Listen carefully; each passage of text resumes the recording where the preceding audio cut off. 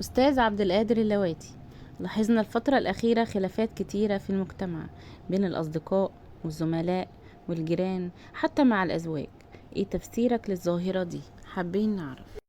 المشكلة هنا بتكون من الأساس بسبب الاختيارات الغلط للأشخاص اللي بنتعامل معاهم، وربنا خلق الخلافات عشان نعرف بيها قدرنا عند الناس.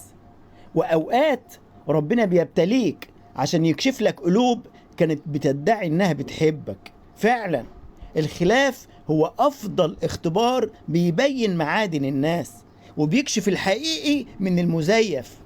في ناس بتستنى لك غلطة عشان تخرج من حياتك، وناس بتمسك فيك مهما كانت ظروفك.